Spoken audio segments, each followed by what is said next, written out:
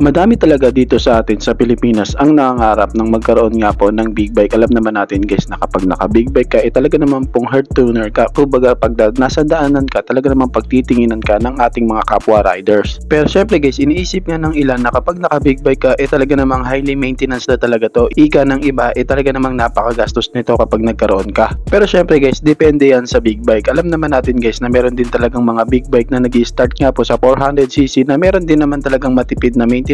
Syempre pagdating sa kanyang gas consumption talaga naman pong matipid at talagang sulit na sulit siya pang daily use. Pero kapag nagsimula na nga po ang kanyang engine displacement sa mataas na higher cc katulad ng mga 600 to 700 at hanggang 1000cc guys, dito mo nga masasabi na talagang kapag meron ka nito, ang tawag na dito ay luho. Pero dito nga sa video na to guys, i-share ko nga po sa inyo ang isa na talaga namang nasa middleweight big bike na talaga namang napakasulit niya. Mura nga po sa kanyang parts and syempre pagdating sa kanyang gas consumption na meron din talagang napakatipid na gas consumption. Kaya samahan nyo ako guys na pag-usapan ang motorcycle na ito. Pero bago yan, baka pwede naman na pa-subscribe ng aking YouTube channel.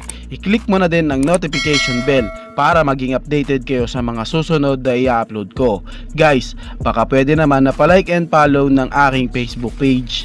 Nasa description po ang link. Kaya make sure guys na tapusin nyo ang video na ito para malaman nyo ang information may kinalaman sa motorcycle na ito.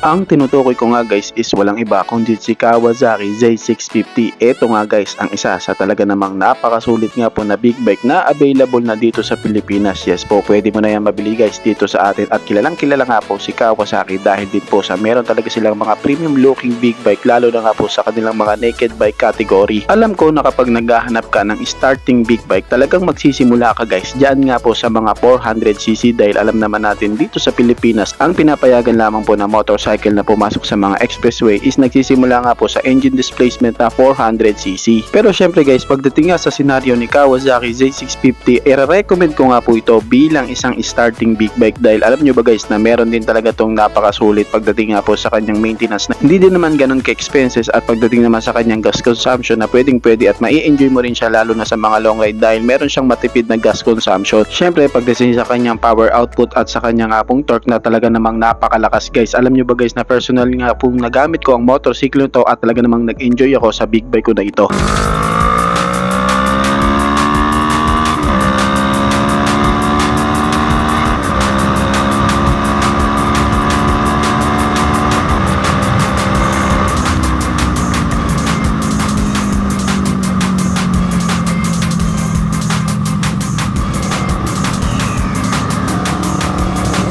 In terms of looks of the bike, talagang napakasulit niya kung titignan guys. Makikitaan mo talaga siya na napaka-aggressive looking niya and napaka-bulky. And syempre kapag nakaangkas at nakasakay ka nga po sa motorsiklo to, napaka-maskulado mo nga pong tignan sa kanya. Syempre hindi natin maaalis guys yung napakaangas na itsura talaga ng Z650 dahil alam naman natin guys na nakasunod nga po ang disenyo ng big bike na ito sa kanyang Z family. At alam naman natin guys na ang letter Z sa pangalan ng mga big bike na ito is, ang meaning nga po nito is Sugomi. Kung pag-uusapan naman natin guys ang kanyang engine specs, ito nga po is meron nga pong 649 cubic centimeter engine displacement, naka 4 stroke siya nga po, is naka dual cylinder at siya po is naka dual overhead cam with 8 valves. Yes po, 8 valves nga po siya dahil sa dalawa nga po ang kanyang cylinder na talaga naman pong napakaganda rin talaga ng pagkakaitsura ng kanyang header. Samahan mo pa guys na siya nga po is naka liquid cooled engine at pagdating naman sa kanyang fuel system, siya po is naka FI na o fuel injected. And first impression guys about nga po sa Z650 ng Kawasaki,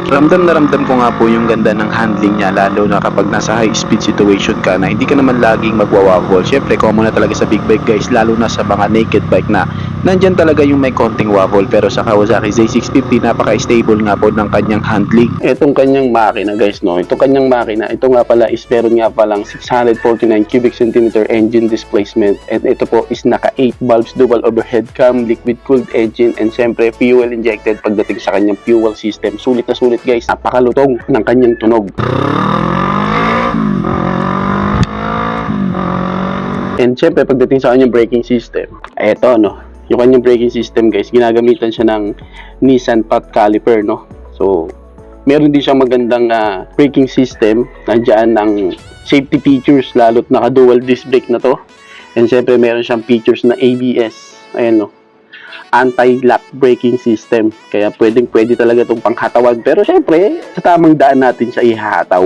Tapos ang isa sa pinakamaganda pa dito guys, ayan no, naka TFT panel gauge na siya. Pero ang liit lang. Alam mo yun, yung tipong ang cute niya tignan eh. Tapos pagdating sa kanya mga button, yun, mga typical na button lang naman na ordinary button lang naman na ginamit sa kanya. No? So wala namang mga special button dito katulad ng mga traction control, mga launch control. Kasi kung titingnan mo guys, pagdating sa kanyang features, basic specs pa lang din naman meron siya. Yun, ABS lang, wala siyang traction control. At ito nga palang Z650 na to guys is 2020 model. So 5 years na siya. Tapos pagdating sa kanyang tangke guys, ayan o, simple lang.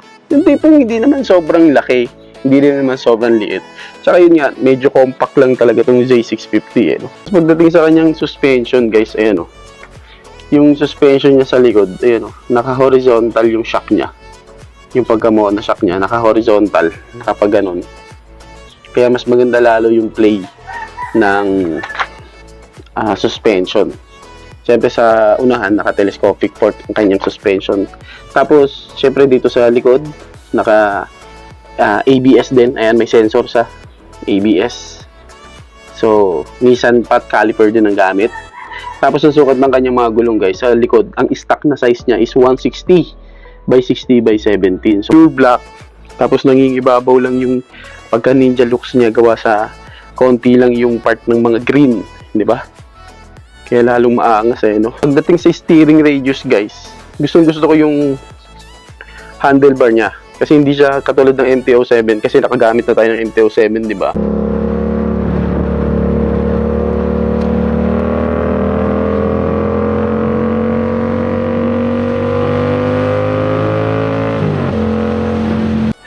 Sobrang, kung titignan, medyo malapad yung MT-07 eh. Mas lalo nga yung MT-15 guys eh, mas malapad pa yun.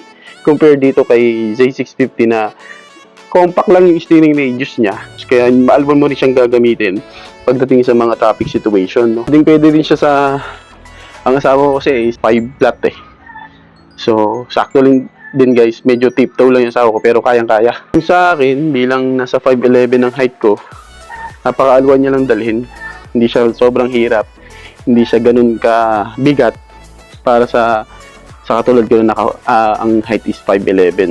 Pero syempre sa iba, katulad nung iba, halimbawa 5'2", tiptoe kayo, kaya medyo may mararamdaman niyo yung bigat ng big bike na to, ng Z650 na to.